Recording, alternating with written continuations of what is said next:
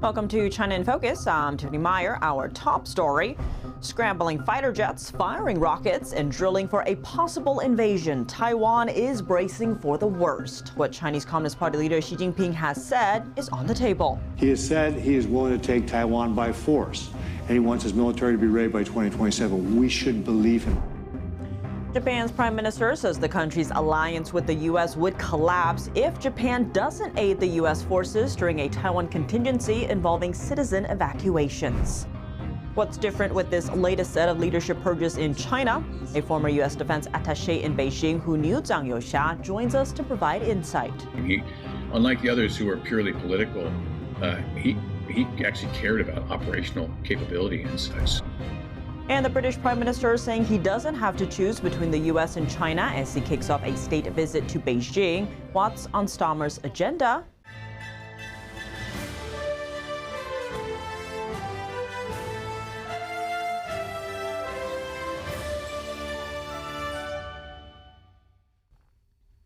Taiwan is putting its military on display, scrambling fighter jets, firing U.S.-made rockets, and drilling for a possible invasion. It comes as China investigates two of its top generals and ramps up pressure across the region. NTD's Washington correspondent Jack Bradley has the details. Taiwan's Air Force launching F-16s during emergency drills ahead of the Lunar New Year. On the ground, tanks, drones, and missile defense systems. The same U.S.-made weapons now central to Taiwan's defense. It sends a clear message to Beijing as China is threatening to take over Taiwan. The enemy threats we face today are clearly more serious than they were 10 years ago. We must accelerate our military buildup and preparedness. Otherwise, we will find it difficult to ensure national security. In Washington, lawmakers have bipartisan agreement backing Taiwan in the event of an invasion from China, a move that Chinese leader Xi Jinping says is on the table. He has said he is willing to take Taiwan by force, and he wants his military to be ready by 2027. We should believe him. The lawmakers warn that China isn't just threatening Taiwan, but U.S. allies across the region. The PLA Navy, their maritime militia, their Coast Guard is really infringing upon Philippine sovereign territory. I mean, really pushing. I mean, it's almost an invasion if you look at the number of ships. They say Taiwan remains vulnerable, especially to a blockade. The Taiwanese are remarkably vulnerable to an energy quarantine. That's why lawmakers are pushing to speed up U.S. weapons deliveries. Allowing the sale of the most advanced AI chips to China when China has spent decades trying to develop their own indigenous chip making and chip design capability would be, in my view, strategically reckless. And now China's military leadership is in turmoil. Beijing confirming two of its top commanders are under investigation, including Xi Jinping's second in command. Taiwan's defense minister calls this shakeup abnormal. We will, of course, continue to closely monitor abnormal changes among the top levels of China's party. Analysts warn that China's internal shakeup could actually make things worse. In the medium term, I think this increases the likelihood of the use of force against Taiwan. Just last month, the Trump administration approved an $11 billion arms sale to Taiwan, its largest ever. That's because for U.S. lawmakers, Taiwan's defense isn't a distant issue. It's about American security, American supply chains, and preventing another war. Reporting by Jack Bradley, NTD News. China recently deployed thousands of fishing boats to form floating barriers in waters between China, Taiwan, and Japan. The barriers were over 200 miles long. Some of the civilian fishing boats have been trained for military operations. The vessels formed rectangular and L-shaped formations in two separate instances. China has used dual-purpose fishing boats to support its navy before. But it's rare to see so many gather in one place. On top of that, China recently flew a surveillance drone into Taiwan's airspace for the first time. Taiwan's defense ministry said the reconnaissance drone entered the airspace of Pratis, an island 250 miles away from Taiwan's main island. The U.S. and Taiwan are holding economic talks in Washington Monday to deepen cooperation on supply chains and technology.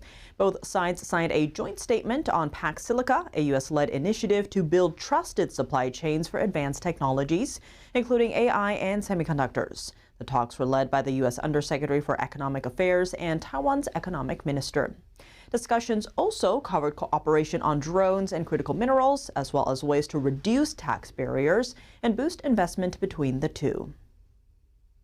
Japanese Prime Minister Sanae Takaichi said Monday that Tokyo's alliance with the U.S. would collapse if Japan doesn't provide support in a Taiwan contingency. Takaichi clarified that she was referring to a scenario in which Japan and the U.S. would evacuate their citizens from Taiwan. She emphasized this does not mean Japan would take military action if a U.S.-China conflict broke out over the island nation. Takaichi said if U.S. forces come under attack while rescuing citizens alongside Japan, and Japan does nothing and simply runs away, the U.S.-Japan alliance would collapse. She noted Japan would respond within the limits of law and make a comprehensive judgment based on the situation. Japan and the U.S. are treaty allies. The two countries are committed to defend each other if either side comes under attack. Following China's investigations into two of its top generals, what's different this time? Joining us to react and share his insight is retired Brigadier General David Stilwell. He's a former U.S. Defense Attaché in Beijing and has met Zhang Youxiang before. General Stilwell, thank you so much for joining us. Great to have you back on the show. Interesting times. Yep. Now, when you were Defense Attaché in Beijing, you actually knew Zhang Youxiang, if you can know someone in that type of a system. What was your initial reaction to this news? Well, like Drew Thompson just put out recently on his Substack, I share his opinions that this guy actually could have fit in very well in a Western military setting. He, unlike the others who are purely political, he actually cared about operational capability and such. So, when we were with him on this fairly long trip, he was looking at all the things that one of us would have looked at. Like, we'd have put out a number of weapons, and he was actually evaluating his weapons for how they would work in his own system. Do they match? Do they compare well to his own weapons? Drew put out a good photo of him with I think a larger caliber weapon, maybe a 50 cal. All the others that were with him were like almost afraid to touch the weapons because they'd never actually seen a weapon. They're wearing a uniform, but they weren't really military. So I think that anecdote speaks volumes about who he was and basically his capabilities. He was well respected, even on that tour. He was not in the current position. He was a Shenyang military region commander at the time. Even in that setting, he was definitely well respected. People listened to what he had to say, and he was looking at all the right things that you would have expected them. I want to dig into this a little bit, though, because Beijing is accusing Zhang and this other general with two major allegations: corruption and challenging the governing structure of China's military. What does that normally mean inside of China? What is that signaling?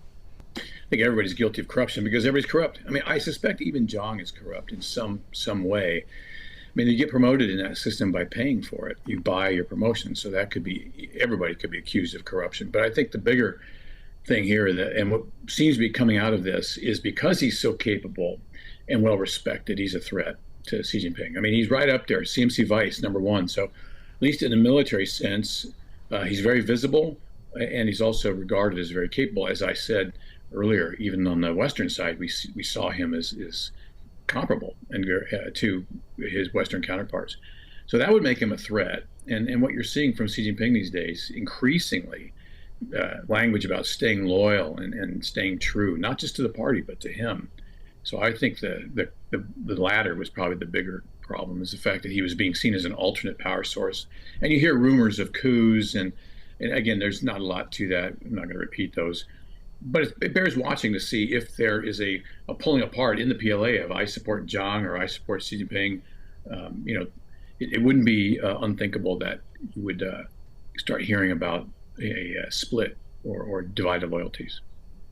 I want to dig into that because it does seem, there's a few things that are different this time. For instance, normally every time some official or military leader has been purged or the announcement comes out, all of their official pages disappear from, the military sites, but also in terms of state-run news inside China. That hasn't happened this time, at least not yet when it comes to Zhang. How are you maybe reading that, or how should we be reading that? They call this Kremlinology, back in the Soviet era, where there was nothing clear. You were just guessing, reading tea leaves. I don't know. Could be an oversight. It could be not wanting to rattle the otherwise loyal troops. So we have to wait and see on that. But I think what's coming up here is you have a couple things that are going to show very clear what's going on when he meets with heads of state. And the UK Prime Minister Starmer says he's going to give readouts of the meetings that he had with Xi Jinping. So that's probably where we should be paying attention right now, is to see, does he get the meetings, or who did he meet with, et cetera. And when it comes to party loyalty, especially inside the military, inside China, I should say, we have seen in the past, at least when there's been purges or investigations, as China calls it, that the ones who are left show their support behind Xi Jinping's move here and kind of turn or distance themselves away from the purged official. We're not seeing that this time, at least not yet again. Could that feed into, Zhang's reputation, his influence maybe, or he was quite well respected, as you're talking about? I just put myself in the position of a senior officer in the PLA right now, and when you've seen what they just wiped out a month ago, 9 of them went away, senior officers. And I think I saw the PLA Air Force commander just went away, and now the top 2 most capable officers in the system. You got to imagine there's some chatter going on in the background. I think everybody's afraid to be very public about it, but it's going to be it's going to be interesting to see what sort of reaction you get from the mid and lower levels. And speaking of his importance, Zhang and the other general, the 2 last ones who had real war experience, very high generals, right? These was basically the highest level military purges, especially. How could that potentially play into a Taiwan contingency? Does it shift that timeline, or the different various factors that could go into it, where these may be the last voices cautioning against that? I don't want to be arrogant, but going across the border to Vietnam to face peasants with pitchforks, doesn't really, to me, qualify as real world military experience. I mean, these guys were very young at the time, brand new lieutenants, my guess, and so. The only thing there is it may help them realize, unlike their counterparts, how ugly and dangerous and horrible war is. Robert E. Lee. It's good that war is so terrible, lest we come to love it too much.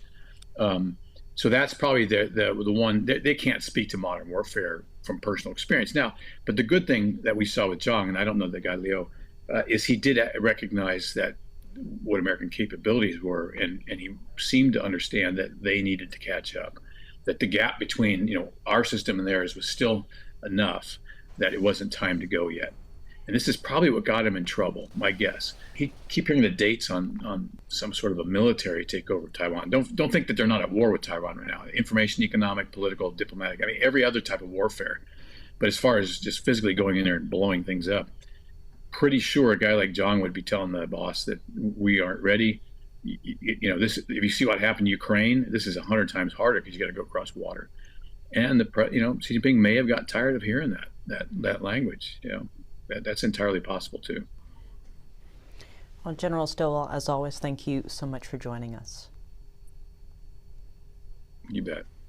British Prime Minister Keir Starmer said Wednesday that his country doesn't have to choose between relations with the U.S. and China. Starmer's remark comes as he arrives in Beijing for a state visit. He told more than 50 UK business leaders traveling with him that they are making history. They say that 8 days is a long time in politics. Try 8 years, because it's 8 years since a British Prime Minister stepped on Chinese soil. Over the past 8 years, UK's relations with China deteriorated. That's over concerns about Chinese espionage, Beijing's support for Russia's war effort against Ukraine, and its crackdown in Hong Kong, a former British colony. Starmer is looking to secure greater access to the Chinese market as his government struggles to deliver the economic growth it promised. He says he will balance engagement with China alongside national security concerns. Over a week ago, the UK approved plans for a massive Chinese embassy in central London, despite critics warning it could make it easier for Beijing to conduct espionage. Starmer's agenda includes a meeting with Chinese leader Xi Jinping and a visit to Shanghai, China's financial capital. He hasn't revealed what he will discuss with Xi. Starmer also didn't say whether he will bring up Jimmy Lai, the Hong Kong pro-democracy media tycoon convicted of national security crimes last December. And he declined to say whether he would ask China to pressure Russia to end its war against Ukraine. Last month, French President Emmanuel Macron wrapped up his China trip without securing any major deals. Meanwhile, Canadian Prime Minister Mark Carney slashed tariffs on 49,000 Chinese EVs during a visit to China. President Trump later warned that Canada could face 100% tariffs if it makes a deal with China.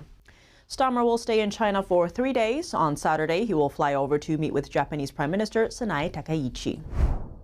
Coming up, Russia and China reassess military cooperation as they see their authoritarian allies in Iran and Venezuela failed to maintain control over their countries. After months of trade tensions, China is returning to Canadian canola. The move could have big implications for Canada's relations with both China and the U.S. We break it down. And Chinese tech giant Tencent is looking to build new data centers in the Middle East, raising U.S. security concerns while also challenging American big tech. More on that after the break here on China in Focus. Welcome back to China in Focus. I'm Tiffany Meyer. The Chinese Communist Party and Russia seek stronger military ties amid political crisis in Venezuela and Iran. NTD's Washington correspondent Luis Martinez has more on the story. The defense minister of the Chinese Communist Party and the Russian Federation met to discuss closer security cooperation after their allied authoritarian regimes in Venezuela and Iran failed to keep control due to internal and external pressures. Since our last meeting with you in Qingdao in June of last year, many events have occurred that have significantly impacted the global state of affairs. The examples of Venezuela and Iran require our agencies to continuously analyze the security situation and take appropriate action. Today, in the context of dynamic changes in the global military and political situation, a regular exchange of views on military cooperation is essential. It's our good tradition to establish strategic ties at key moments through various forms and channels. I believe that, given the weight of the changing global situation, our current contacts and connections are very timely and important. After the U.S. capture of Nicolás Maduro in Venezuela, oil shipments from the South American country to China have stopped, and the interim president is opening the Venezuelan economy to U.S. oil companies. I believe that it is a very good plan for the future of our country, and also for us to consolidate and emphasize international energy cooperation with all countries that want to come to our homeland, with clear laws, legal certainty, and regulations adapted to international practices in this sector.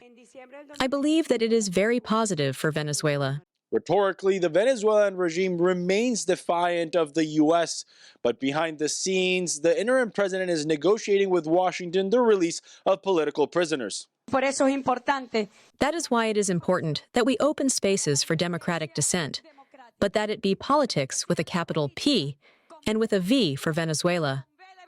Enough already of Washington's orders over politicians in Venezuela. Let Venezuelan politics resolve our differences and our internal conflicts. Once China's and Russia's strongest ally in South America, Venezuela is now actively working to re-establish diplomatic missions with the United States. The first delegation of U.S. State Department officials has traveled to Venezuela, and the CIA Director John Ratcliffe has already met with interim President Delcy Rodriguez. The CIA has had presence in Venezuela for months, and it is expected to continue to operate from the South American country. Reporting from Washington, D.C., Luis Eduardo Martinez, NTD News. China is buying Canadian canola again, signaling a thaw in months-long trade tensions between the two countries. The renewed shipments, first reported Wednesday, come after a recent deal between Beijing and Ottawa. But the agreement is also raising concerns in Washington.